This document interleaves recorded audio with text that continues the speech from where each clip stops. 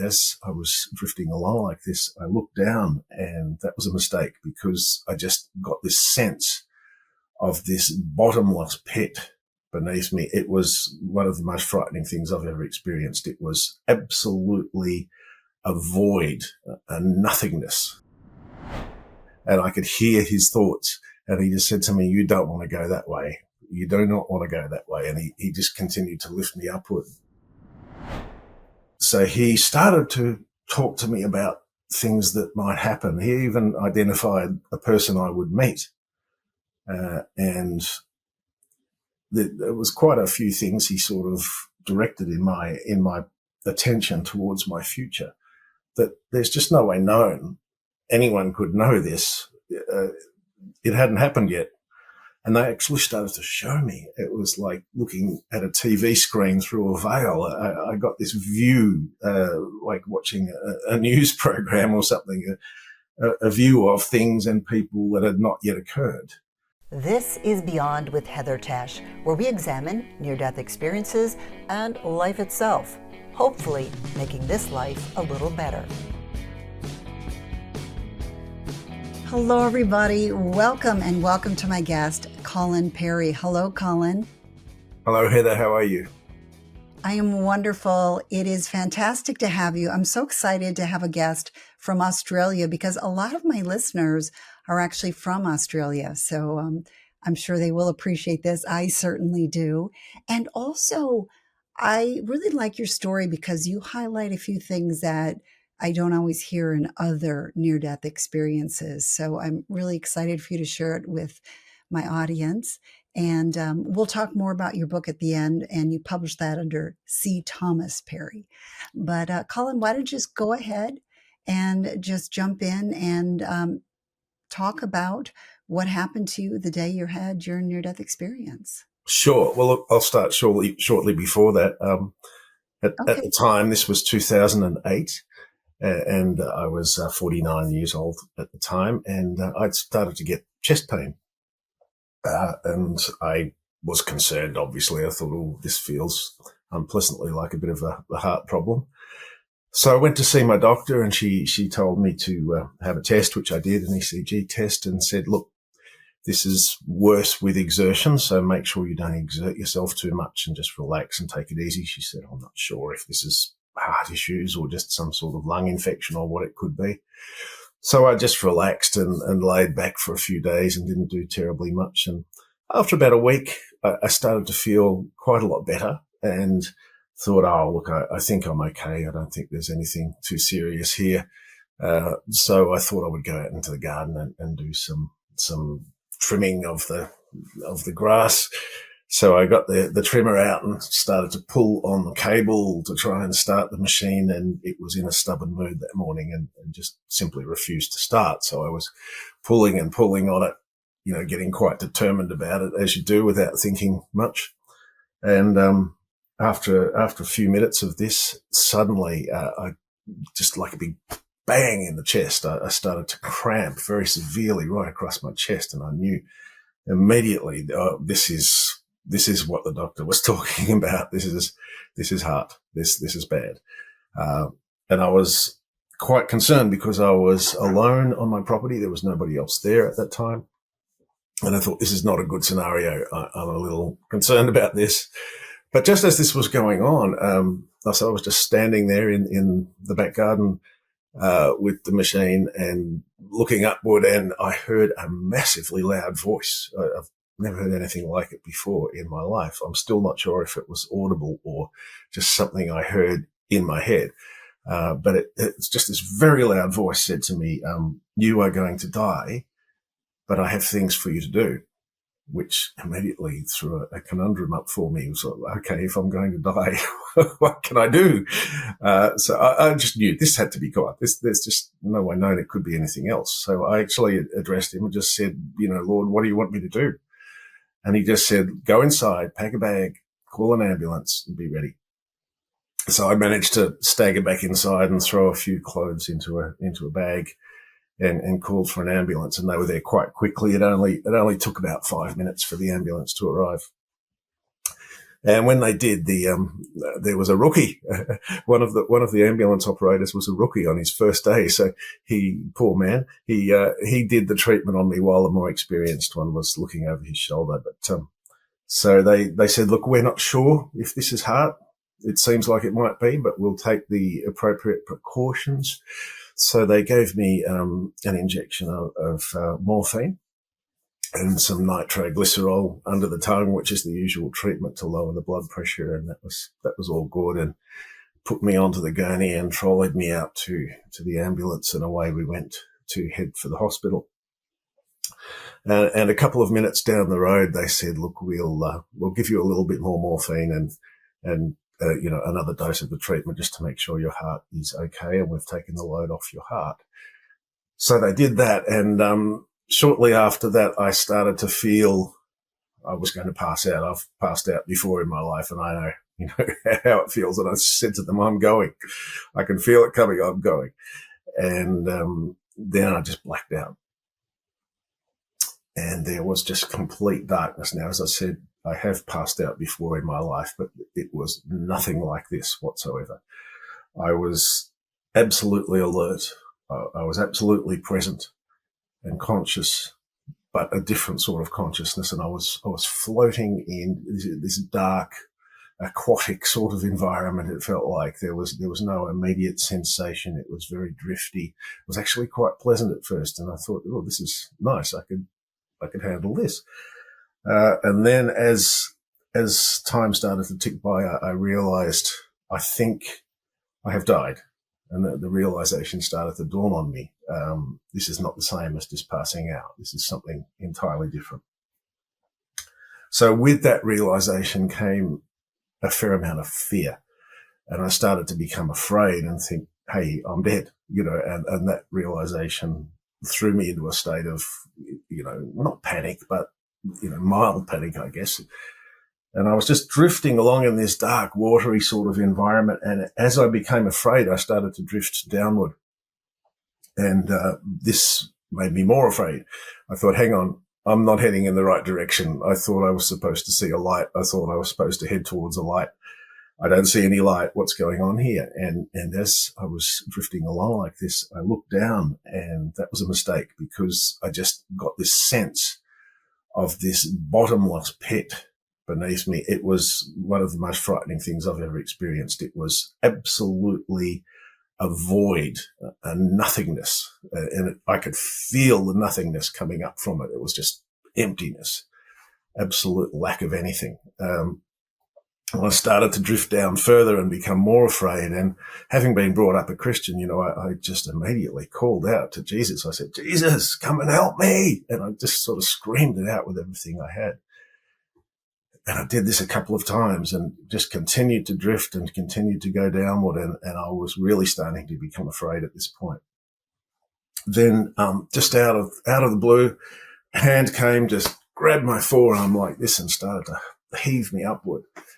And I was being dragged upwards, and I didn't really get a chance to look terribly much. He was above me and pulling me up at an incredibly rapid rate. So I was flying upward through what I don't know. It was very blurring and flashing past me, and I seemed to be covering a huge amount of distance very, very quickly. I could see things blurring and flashing past me. And we just continued to go upwards. And as we were, he spoke to me, but it wasn't like a voice that we hear. It was straight into me, into my head, into me, into my soul. And I could hear his thoughts. And he just said to me, you don't want to go that way. You do not want to go that way. And he just continued to lift me upward. So I guess I was flying upward for what felt like a couple of minutes. And it felt like we must have, I have no idea about distance at all in that dimension, but we must have covered a huge distance in that period of time, because we were really traveling. And it started to get lighter. And as I went up, it became sort of almost like a cloudy, misty sort of environment with quite a glow to it, quite a glowing light. And finally we came to rest, and it took me a little while to adjust to where I was and what was happening. And I started to sort of look around at my surroundings, and I realized there was a group of half a dozen or so angels standing around me in a semicircle, and the one who'd come to get me was there as well. So I just was looking at them and thinking, wow, this is very special. And I started to feel a sensation of love just welling up inside me. And I realized it was actually emanating from these beings. And I'll just spend a couple of minutes talking about that in itself, because just being there with these beautiful angelic beings was in itself something quite spectacular. They were very tall. They were very, all I can say is they were very noble. They gave this air of wisdom and ageless sort of knowledge and understanding, and it just was coming out of them at me. And I was just like, I felt so small in their presence. I'm a PhD. I'm a university professor. To be in their presence made me feel this big, like a little child. They were just so advanced and so wise. So I just sat there and soaked all this in for a minute, and then didn't really know how to react, because my chest felt like it was about to explode with the beautiful power of this love. I just felt at home. I felt more at home than I've ever felt anywhere in my life. I could feel my family members were there. I couldn't see them, but I just knew they were there. Ones who'd passed away, and it felt like a family reunion. That's the sort of joy and love and great sensations I was experiencing at that point in time. The way I try to explain it is, if you can remember when you're a little child and your mother's really loving on you and giving you a hug, and you just feel so loved. It was that beautiful, warm feeling, but amplified 100 times. It was massively, massively cherishing. And I just felt so loved. It was a magnificent feeling. And then the one who'd come to collect me just said to me, we've come out to meet you and to see you, because you have a choice to make. So at this point, he said, you can, if you wish, come on with us to paradise, or you can choose to go back to your life. And the choice is yours, he said. So have a think, let us know, what is it that you would like to do? So I just took a moment and I began to think, look, in my life, I had 5 children. One of them was in a wheelchair. She'd been struck by a car when she was 7, and a little 8-year-old boy, a 12-year-old girl, a 15-year-old girl. I had children and responsibilities. Plus, I just did not feel that my life's work was over and done. I just felt like this is incomplete. I feel if I go now, number one, abandoning my children, and number two, not completing what I feel my life's task is all about. And a lot of things came up about my life, and I started to feel very unworthy in their presence, and quite filthy in their presence is the best way I can put it. It's like just being in this physical body is so far beneath what they are and the dimension that they exist in, that I really felt quite small and inferior. And I just thought, no, I just don't feel like I can go on. I need to go back and look after my children. So I told them this. I did once again become quite afraid, remembering I'm dead. And when I became afraid, a really interesting thing happened. It was like they became quite startled, and the angels came and gathered around me and calmed me down and made me stop me being afraid. They actually said to me, there's no room for fear here. No, fear does not belong in this place. So they made sure I got out of that fear state and was back in the calm, sort of loving state of mind, which I found quite interesting, that anything to do with fear was just, oh, no, they didn't like it. Fear was absolutely opposite of what they were about. So then I said, yeah, look, I feel I need to go back. And they said, the one who came to get me said, yeah, sure, we can send you back. And he looked to one of the angels, and he was definitely the boss. They were looking to him. He was the leader. So, and he said to one of the angels, go and check the vessel, see that the vessel is good. Now, with all of this, no actual words, no lip movement. It was all just thoughts bouncing backwards and forwards. And I could hear their thoughts. They could hear my thoughts. It was just all on a common plane, and we could directly communicate with each other, which was really special, really amazing. Because not only words, we think words, but also emotions, motivations, all those thought processes behind the words, you could also feel them. So it was a real understanding of those beings, and they have a very complete understanding of me and of all of us, I'm sure. So off flew this angel and went down, and in the distance, in the far distance, I could see the angel going to the ambulance, and the angel was moving around inside the ambulance, and I could see the ambulance operator working on me and moving around me.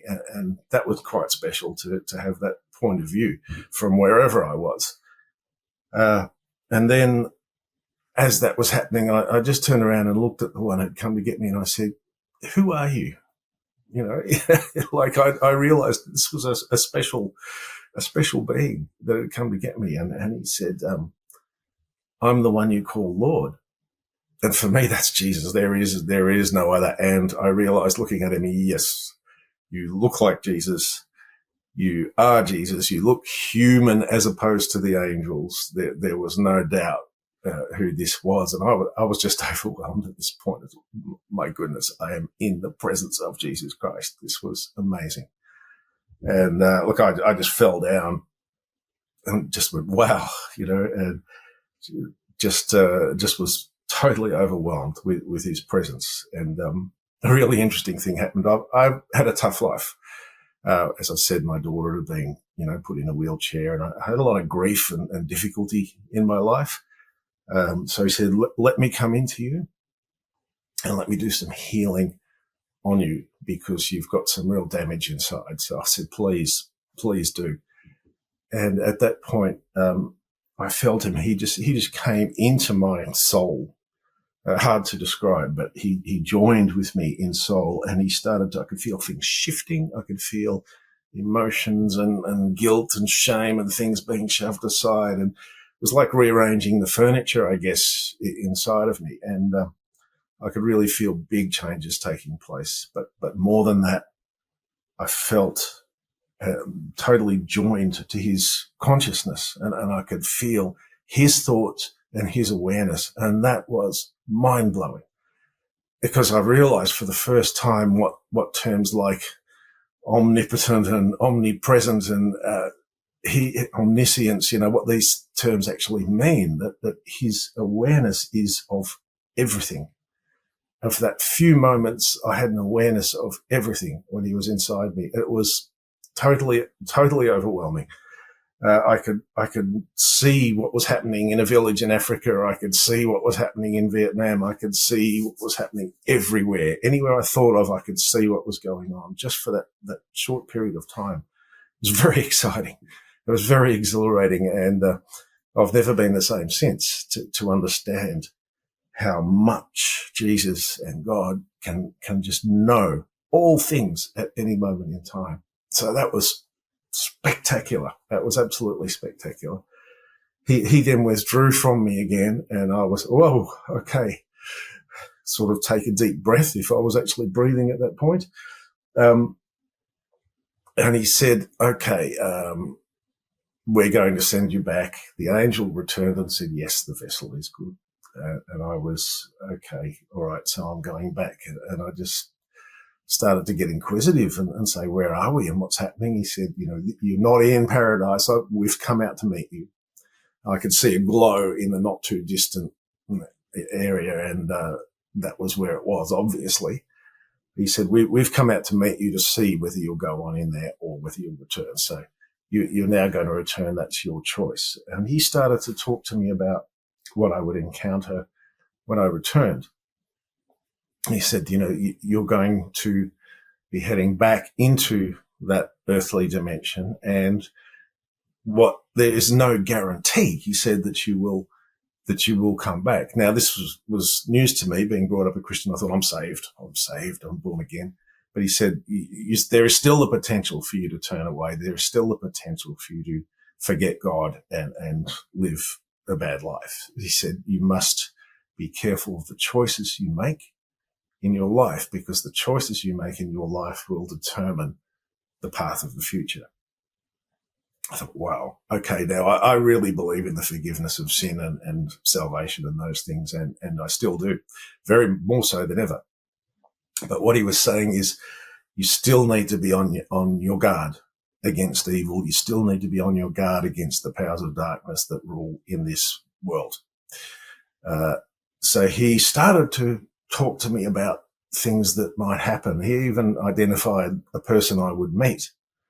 And there was quite a few things he sort of directed in my attention towards my future, that there's just no way anyone could know this. It hadn't happened yet. And they actually started to show me. It was like looking at a TV screen through a veil. I got this view, like watching a news program or something, a view of things and people that had not yet occurred, that were in my future. And, some of them I'm aware of and have taken place, and others still have not taken place. I can't remember all that much about it because it all happened so quickly. And there was discussion going on between Jesus and the angels about what they would let me see, what they would let me be aware of, and what they wouldn't. And some things they were saying, no, don't show him that. No, yes, he can see this. So it was a really interesting experience to have your future sort of vetted like this in terms of what they thought I should be able to see. And this went on for what felt like about 5 minutes. I guess there was quite a bit of backwards and forwards in terms of this, and warnings on how to respond to certain situations and people. And then once that was done, he said to me, okay, the time's come and we're going to send you back. And look, through all of this, it was a huge wrestle for me, Heather. I really did not want to leave, because it was the most beautiful, loving sensation. And I felt so much at home and so much like I belonged, and this is where I was meant to be. But I felt that sense of responsibility for my family. And as I said, I felt I needed to complete my life's mission, I guess you would call it. And as he was going to send me back, he said, I want you to tell people about this. He said, this is one good reason for you to go back, is to tell people, to make people aware of this place, aware of the heavenly dimension. He said, that's important that people understand this and know this. So that was really one of my main motivations after I returned, is to publicize and to make sure people got to hear about it. So he sent me off, and I found myself floating again in what felt like water. And I saw a light, and I went towards that light. And suddenly I took a big breath, a great big gasp, and I was back in my body. And honestly, it was like hitting concrete. It was so thick and heavy and dark. After where I had been, it felt horrible. Not that I had a heart attack, just coming back into my body felt horrible after where I had been and being in that spiritual sort of state. So there I was, suddenly lying again in the ambulance, and the poor rookie ambulance operator was standing over me with the 2 defibrillator pads in his hand and saying, "Oh, you're back with us." And I'm sort of, yeah, I'm here. He said, I was about to resuscitate you, but you've spontaneously come back. I thought, wow. And I said to him, I must have been gone for a long, long time. A lot of stuff's happened. Amazing things have happened. And he looked quizzically at me and he said, no, you've only been gone for a minute. And I was stunned. I was absolutely stunned, because to me, what I had experienced and been through had to be 20 minutes to half an hour minimum. And yet I came back in and only a minute had passed in Earth time as such. So I was straight away just really amazed by that there was these 2 entirely different time frames going on. So this was separate to our Earth time. This was heavenly time. And then he said some interesting things happened. He said, I had no shirt on, and I said, well, where's my shirt? I'm a bit cold. And he said, oh, your shirt was sopping wet, so I threw it on the floor over here. And I thought, okay, could you pass it up to me, please? And he did, and he passed it up, and I grabbed it, and I said, hang on, this shirt is absolutely dry. And he was, what? And he felt it himself, and he said, wow, this was wet a moment ago. This shirt was absolutely sopping wet, which was really interesting because I'd been, floating in this watery type environment, but obviously something was bleeding through, and he actually thought it was wet, was feeling that dimension or whatever it was, in what he was holding of my shirt. So that was really interesting. It was a dry shirt, and we just headed onto the hospital. The ambulance had actually pulled over while this was happening, and just by coincidence, there was a paramedic expert just happened to be driving past at that time, and he was able to come in and supervise what was going on in the ambulance. And, once I was resuscitated, everything was going okay. I still had pain in my chest, but one interesting thing had happened. Prior to that, obviously I was afraid. I was afraid of death. I was afraid of dying. I was having a heart attack. And at that point, I realized I have no fear. I don't care if I die. It doesn't matter. If I die, great. I'll be going back there. So that was fantastic feeling, even though I had this heaviness of being back in my body, and even though I had the chest pain still, all the downside of potentially dying had just gone. And I just knew, yep, God's got me. God's got the situation in hand. I don't need to worry about a thing. And they just took me on to the hospital, did their tests. They test for a particular enzyme that tells you you've been having a heart attack. And that didn't show up for a bit over 12 hours. But it did show up in the long run and say, okay, you have had a heart attack, most definitely. So they chose to put a stent in my heart. Interesting thing, the angels were still talking to me. I could still hear them. Not all the time, but sometimes they'd come through and they'd just start whispering to me about things. And one thing they said was, they said, we've healed 3 arteries, but one we won't heal. And I've wrestled with that for a long time as to why they wouldn't heal the other artery. And I realized, hey, I probably wouldn't have a testimony. If they'd healed everything, they would have just said, no, you didn't have a heart attack. You're fine. Off you go. But that my testimony relied on the fact that I had had a heart attack. So that was quite an interesting thing. The other thing is I was going to meet this person, this woman, and they talked to me about being in my future. And I said, well, what's going on with that? And they said to me, she's within 1 kilometre of the hospital right now. And I said, oh, okay. As it was, we met up within probably a couple of weeks, and sure enough, she lived about 800 metres from that hospital. I'd never met her before. I had no idea of this. So they were talking to me about my future and things that were going to happen quite clearly.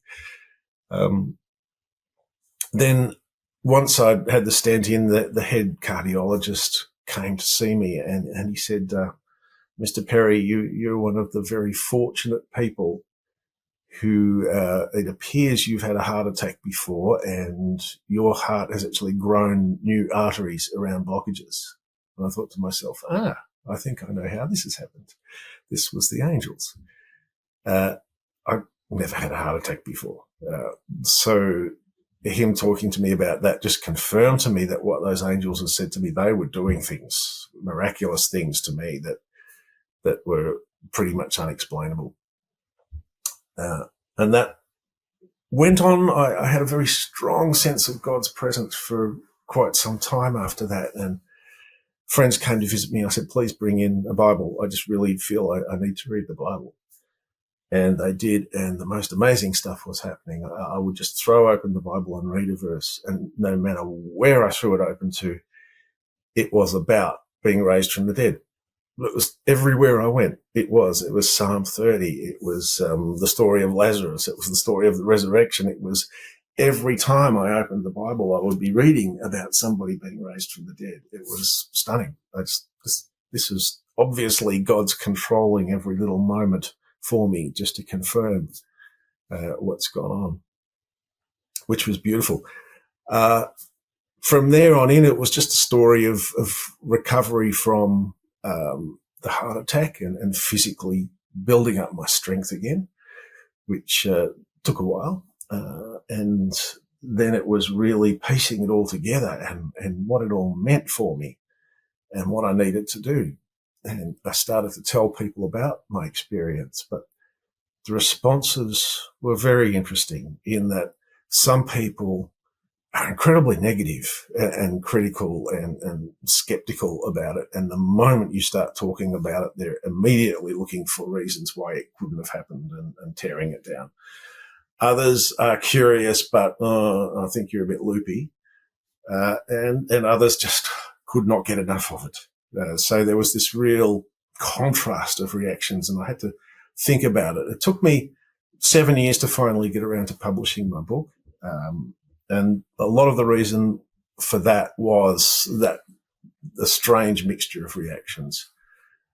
So I didn't want to dive too quickly into that without carefully thinking about what I was doing, which is one of the reasons I published under C. Thomas Perry instead of Colin Perry. So I thought, well, I can still publish it, but be slightly another persona, which, I was a little worried about my university career and what people would say in that academic world. Eventually I got around to publishing, and that's the basics of the story, and a lot more has gone on since then. New awarenesses, new, I guess, abilities to some degree to see into the heavenly dimension in terms of visions and dreams, and quite a change in me long term. Probably the biggest change is that for most of my life I had faith. I had a belief in God, but it stopped being a faith and a belief in God, and it just started to be knowledge. It's just, I know God, I know Jesus, I've met him. And that's a really nice feeling to have, in that there's no reason to doubt of being in his presence, and he sent me back. So that's a very powerful thing to have happened. So that's absolutely established my belief in Jesus and God. Colin, your story is so fascinating, and I am one of those people that can't get enough, and I know my audience is the same way. So we love hearing these stories, and I have quite a few questions about some of the things that you talked about. Let's kind of start from the beginning. You were floating in the darkness, and I thought it was interesting that you were kind of okay until you started to be afraid, and that's when you started to sink. So did the fear cause you to start going downward? I believe so. And I believe that's, what's the saying? There's nothing to fear except fear itself. And I believe fear, what does it says in the Bible? Perfect love casts out fear. And that is very much my experience, that the fear was actually dragging me down. The being afraid was alienating me from heaven, if you know what I mean. So the concept of faith and hope and love, those things are what heaven is made of. And fear is the opposite. So fear, hatred, those sorts of emotions that we call negative really are negative, and they really do drag us away from that path toward heaven, even in this life. And what was interesting, though, is that you were a Christian and you called out to Jesus, but was that necessary for you to call out? I mean, if you hadn't, would you have kept going down?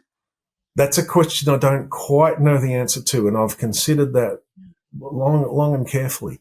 I've read a lot of other NDEs, and I've read of some who actually did go down into the darkness, but a large light came and collected them. Yeah. And for me, I did call out, and I always think of that verse in the Bible, anyone who calls on the name of the Lord will be saved. And that's just what I did. I don't really know what would have happened otherwise. I suspect I would have gone down. I suspect God still would have collected me. But I can't definitively say that. I thought it was interesting too. You were told that your choices can lead you astray. And I was curious, is that referring more to what you believe or more about your actions and interactions? I believe it's all of the above, Heather. Um, Okay. look, I believe in God's forgiveness, universal forgiveness for those who confess. You know, I'm not Catholic, but confession's a good thing, good for the soul. Uh, those who confess and recognize the fact that they've done evil and continue to do evil and are sorry for that fact and wish to change, I think that is the absolute key. That is the core of Christian repentance and what it actually means. And for me, that's what he seemed to be referring to was I would be in a situation, and I was in a situation where I could have turned away from Christianity just because of the sort of pressures coming on me from people and the situations I found myself in. Some of this from within my own family. So there was quite a bit of pressure for me not to go down this path of believing the NDE, believing in God. But I had to make the choice. I had to make the choice to stand up for this and to publicly state it. And there was quite a bit of pressure on me not to publicly state it. I think people I knew found it embarrassing or difficult.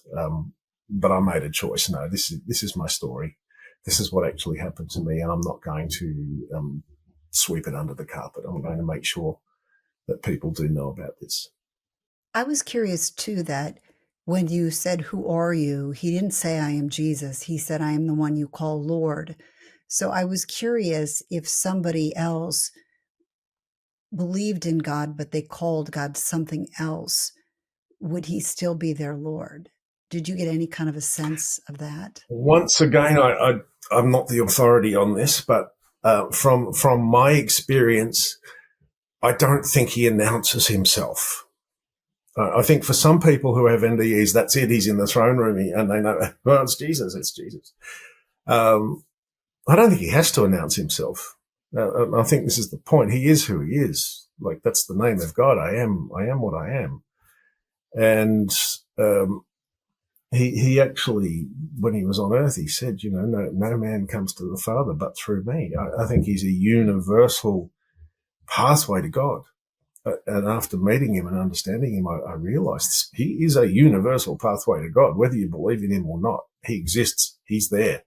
And he is actually the intermediary between God and humanity. And I don't think there is any other intermediary between God and humanity. I mean, other religions claim to bring you to a higher level and things like this, but I think when it comes to the actual transition from earth to heaven, I think Jesus is the way, the truth, and the life, as he claimed to be. That's my impression. I don't think, look, as I say in my book, and I've said to many people, he didn't wear a sign across his forehead saying, I am Jesus. He just was who he was. And as soon as I sort of, my thoughts had cleared and I just looked at him and I realized, yeah, of course he is. Very obviously wearing the white gown, with the beard, with mid-length dark hair, a very Middle Eastern looking face. It was him. And yeah, I just don't think he needs to announce who and what he is. I think he leaves that to the person to decide. I guess what I'm getting at is, is he still the intermediary, even if it's not a Christian that's coming through there? Okay. I've been doing obviously a lot of research and reading on all sorts of things. And recently there's been a lot of appearances of Jesus to people of other faiths, Buddhists, Hindus, Muslims. And he's just appeared to them spontaneously. And many of them have converted to Christianity as a result. And they're quite open about the fact that this has happened. And that indicates to me, well, yeah, there is something happening here. I don't want to be judgmental. Many Christians do come across as very judgmental of all the other religions. I don't want to be judgmental, and I think people are genuinely seeking for God and genuinely trying to find God, genuinely. But I think, to me, and from what I've experienced, Jesus is the way. Jesus is the way to reach God. And I think about, well, what does Hinduism promise? Reincarnation. Buddhism, reincarnation, come back, cycle, and eventually in many thousands of years you might reach God. Jesus says, bang, I'm the way. Here it is. So I know which one I'd prefer. Straight up, that's my position on it. But I do not judge anyone in terms of, are they going to hell? I really dislike that sort of attitude. You're going to hell unless you follow this way. I don't quite want to say that to people because I don't know if it's the case or not. Even the Bible casts a question on that. The Apostle Paul said, those who do not know the law will be judged according to their consciences and the words that come out of their mouth. So if even the Apostle Paul took that position, well, I'm going to honour that and not claim to be condemning people when I'm not in a position to do so. One of the most incredible things about your near-death experience is that you felt what it was like to be one with Jesus. And that sounds utterly incredible. Can you just tell us a little bit more about that? Yeah, I'll attempt to. It's a very difficult thing to put into words. When my first sensation was that he was shifting things around and healing me, but then as I became more aware of him, the being, and being connected so closely to him, it was first this absolute exhilaration of knowing I was seen through time and space in a way I could only ever hope to imagine. It was just this sense of this huge, enormous oneness of everything that ever has been and ever will be, and anywhere in the universe, all of it was accessible. Is the best word I can use. All of it was something that he was just aware of all the time. It's too big for our human minds to really just comprehend. But when Jesus said, when he ascended, he said, all authority in heaven and earth has been given to me, and that's a huge statement when you actually think about that. And he was saying, the visible image of the invisible God. He had actually the whole of the Godhead living within him. We have trouble comprehending this, and that was what I felt. It was everything was contained in this being. Jesus is magnificent. He was sent to earth for a very powerful purpose, and obviously that has played out.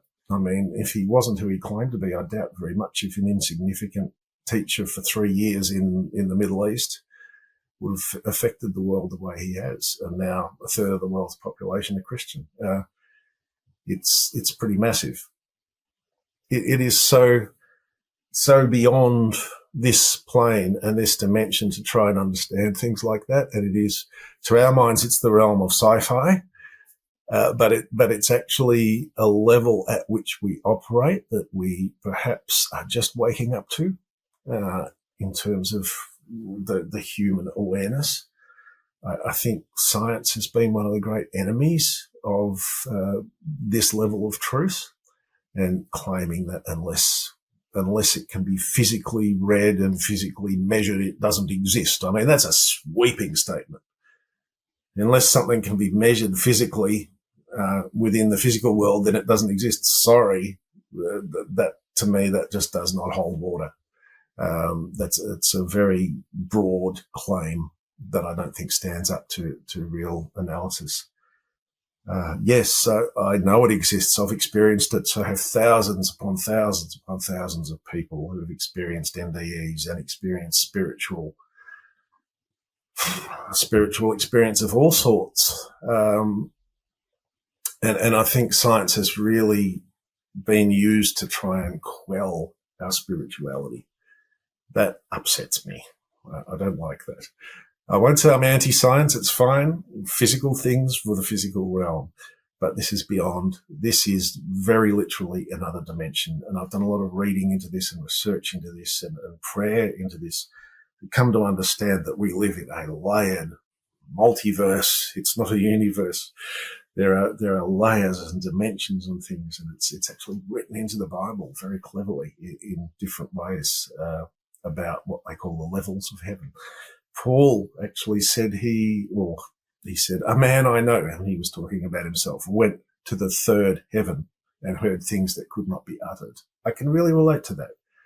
That's largely what happened to me. I couldn't utter what I felt and experienced. It's too big for us to really put into words in this dimension. So when you merged or when you became one with Jesus, is that then when you kind of opened that idea to the multiverse and all these different dimensions? Yeah. Look, yes, and the whole experience. I mean, I was in one place, I then transitioned, and then I was in another place, and then I could see the light, and there was another place over there. There was different levels, and this is confirmed by so many NDEs.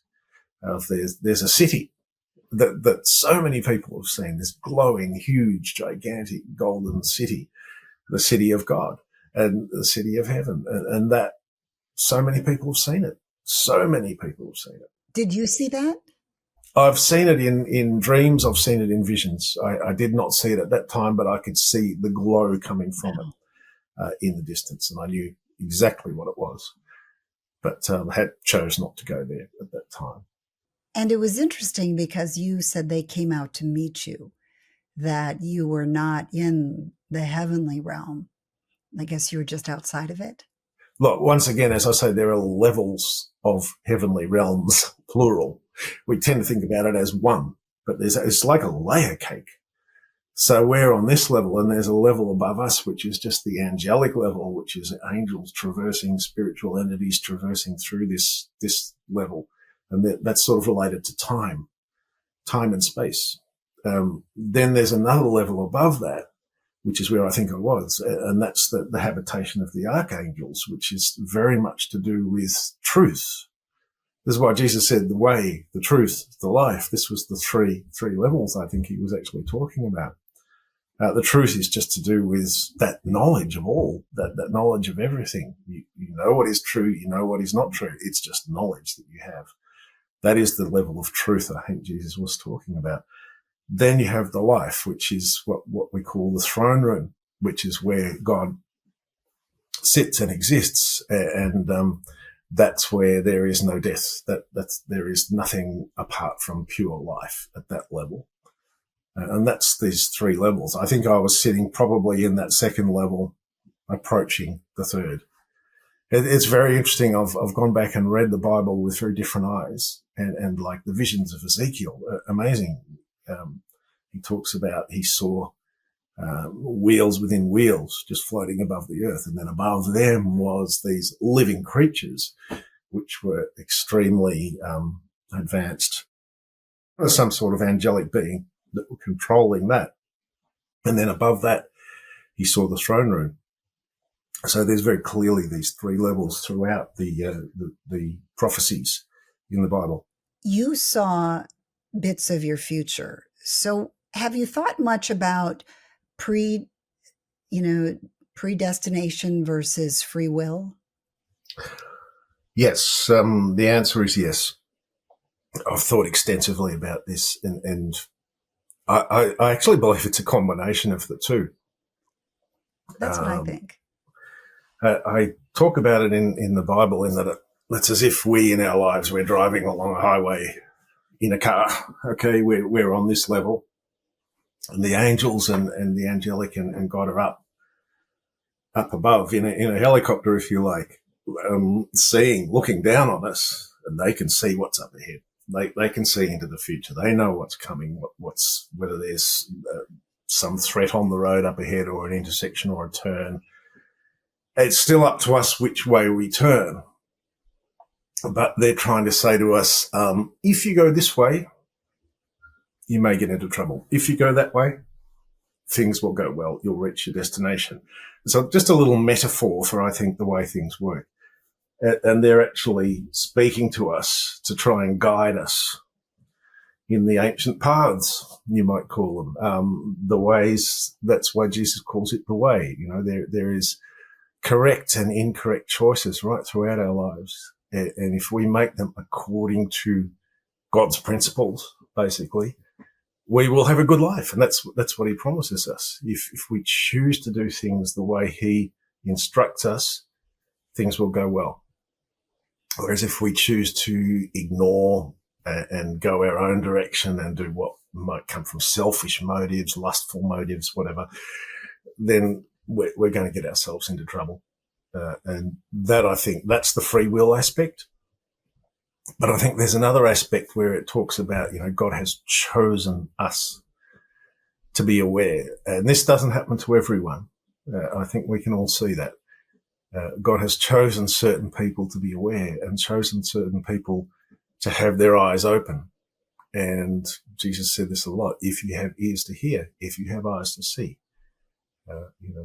hear what I am saying, which goes at an entirely different level. So yes, I think predestination does exist to some extent, but I think it's up to us how we respond to that predestination. I don't think it's absolutely determined for our entire life, start to finish. We have no choice. No, I don't believe in that sort of predestination. We have free will. And are you still getting visions of future events? It's not as clear as visions of future events. Yes, the answer is yes. As you can see from the prophetic writings in the Bible, it doesn't always come in a form that you expect or understand. Like we are viewing things in other dimensions, forces, powers, authorities that are way beyond our comprehension. This is why I think a lot of the book of Revelation intrigues me. I've read it never-endingly. It's amazing. But there are things in there that really people tend to like to say are figurative, but I think they're actually literal. It speaks of an incredibly dangerous time. It says a time of trouble like has never been before and never will be is coming on the earth. It talks about the earth being hit by a star falling from heaven, causing massive earthquakes, causing the sky to go dark with clouds, causing the sun to be red and the moon, blood moon, dark sun, poisoned waters in the oceans, massive death and destruction. And it's a warning. I mean, God is warning us about this in this book. People can choose to accept it, or they can say, this is just another prophetic image. But to me, the fact that 2,000 years ago they were able to list the exact things that would occur if an asteroid or a meteor of a large size hit the Earth, it's a very good summary of what would occur. So to me, it seems to indicate we're in for some really, really perilous times on the Earth. But beyond that, there's the intervention, the return of Christ, and I believe that's an actuality as well. I believe there will be a time when the higher dimension actually descends onto the earth and saves us. And Jesus said very clearly, if I did not return, no life would survive on the earth. That's what I believe is going to occur. It sounds really out there, but once you've been there and once you've seen what's going on those dimensions, quite possible, and I believe likely. And do you feel, I don't know if you're getting visions of this, but do you feel that's something that's coming soon? I do get that sense. I could not possibly try to put a year on it, but I think all of the signs are building up to this happening. It's very, very interesting what's happening in Israel and Palestine at the moment. And I think that is the central point. Jerusalem is a hot spot spiritually. Jerusalem is the site of the temple. And according to the prophecies, it's going to be the site of the kingdom of God when he restores the earth. So, in fact, there's verses that say, all nations will gather together against Jerusalem, which sounds a little like United Nations to me. And this is all looking quite possible and quite likely the way things are unfolding at the moment. I'm not going to get into who's right or wrong. I'm not even getting into that situation, but something is going on there that is a timeless conflict between good and evil is being acted out, I believe, right now in the Middle East. And I think forces are going to come into play over the next decade or two that are going to be quite challenging for our society as a planet. And I once again believe God has his hand on this. I believe God has all of this under control in a way that we just can't imagine. So although it is scary, and it is extremely scary, there is also this beautiful picture of the society to follow where he says, I will wipe away the tears from every eye. There will be no more sorrow. There will be no more death. There will be no more sickness. It will be a beautiful and eternal society that will be set up on the earth. We will ascend to the next level as such. That's my belief for the future, and that's the sorts of things I see sometimes in visions. I describe one vision I've had in great detail in my book.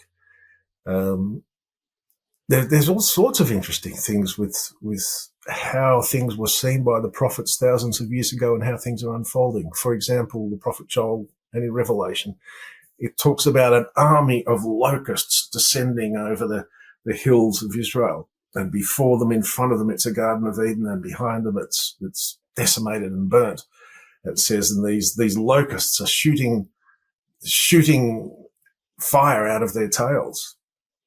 That's how it's described in the prophecy. And God really just showed me this one day in a vision, and I saw a huge drone army flying over and just shooting down missiles, and which is exactly what's going on at the moment in terms of warfare in Ukraine.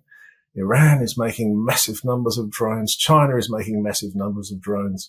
Warfare in the future is going to be very largely drone warfare, and it will look and sound very like a massive locust army approaching, the same drone, the same noise. And I think, wow, that's quite possibly, that's a prophet 2,000 years ago, seeing a drone army coming over the hills and decimating what's going on down there. And how would they describe it? They didn't know what a drone is. They don't even know what a flying machine is. So they describe it as an army of locusts shooting fire out of its tails. That to me is some indication that these prophecies were seeing times that are pretty close to now. And there's good indication that this is likely to occur in the not too distant future, is as much as I would say. Colin, this is just fascinating talking to you. I know there's a lot of people that are going to want to pick up your book. So where can they find it? I assume Amazon? Yeah, Amazon. Look, most bookstores have it available. It's called Dying to Be Alive by C. Thomas Perry. So if you search Dying to Be Alive, C. Thomas Perry, you'll find it. It's out there. And yeah, look, I would encourage you to read it. It's not only the story of my NDE, it's also a lot of the things we've been discussing in terms of the nature of time and who God is and visions and human potential for seeing and communicating with God and the angels, and those sorts of areas are also discussed in it. So I would really encourage people to have a look. You have piqued my interest, so I will be one of those people picking up your book. I am just thrilled to talk to you today. There's just so many things you brought to this conversation that were really intriguing, and I so appreciate you taking the time to be here. For people that are listening right now, and if there's one thing you want them to take away from our conversation, what would it be? Oh, easy. Get to know Jesus. We see Jesus as this religious stereotype figure. Look, Jesus is more than you can imagine, and he's been sent to the earth for a purpose. And get to know him personally, speak to him, communicate with him. It may not happen at first, but be persistent, keep on knocking, and the door will be opened. Jesus wants to know every human being on the planet. He does know every human being on the planet, but he wants us to get to know him from our end. I think that has been the transformational thing in my life, and so many people I know understand Jesus, understand he's real, understand he's taking part in your life in every moment. And that's a really important realization. That's what I hope people can take away. Well, thank you, Colin. It has been absolutely my pleasure to have you here today. I really enjoyed this. I have absolutely enjoyed it too, Heather. Thank you so much for having me on. You were so welcome. What a conversation. I knew we had a fascinating near-death experience, but wow, did we cover a lot. I loved that Q&A. And as you know, I like to bring a variety of guests on that have had a variety of experiences. So his is different than many of the others that we've listened to. I do plan to buy his book. If you plan to get it as well, it's called Dying to Be Alive. And remember, it's under C. Thomas Perry. I will have a link to that in the description. I'll also have his email address in there and his bio information. I just found Colin really fascinating. I enjoyed hearing his perspective on various things. Share with me what stood out to you. There were so many things. I really found it intriguing what he was talking about in terms of future revelations. It's not really something that I've heard a lot about. So I thought it was really interesting. Of course, when he was becoming one with Jesus and all the things that he said that he experienced and he saw, I just found that to be really interesting as well. There were just so many aspects to it. So please share your thoughts. If you prefer just to say, I made it to the end, as you know, that's great as well. But I tell you, there's a lot of things to comment about in this episode. So share your thoughts there. And then also go ahead and give it a like if you haven't yet, if you enjoyed it. And then also, if you haven't subscribed, I would love it if you would. Thank you to all of you that have. I am so grateful for all of you that continue to come back and watch my channel week after week. You guys are the best. For those of you that are new, remember, I have so many past episodes with fabulous guests, and you can always find a link to that in my description. And you'll just find all kinds of stuff there. You'll find just a general book link, and you'll not only find Colin's book there, but it'll take you to all of the books that my guests have written. And so if you're looking for an NDE book, it's a great place to look. Let's see, anything else you want to cover? I think that's it. Just, I want to mention, please come looking for me. Don't count on YouTube to send me out. I have a new episode every week, and I have some wonderful guests coming up that I'm so excited about, and hopefully you will be too. Have a fantastic day, everybody. I do hope that I will see you in the next episode, and it looks like Bubbie is just going to hop up here, and he's going to say goodbye as well. All right, have a great day, everybody. Take care. Thanks for joining me on Beyond with Heather Tesch. Please add comments and questions you'd like future guests to answer. Also, if you liked what you heard, please hit the thumbs up button and subscribe. That'll help keep this podcast going. You can also go to Beyond with Heather Tesch to look for more episodes.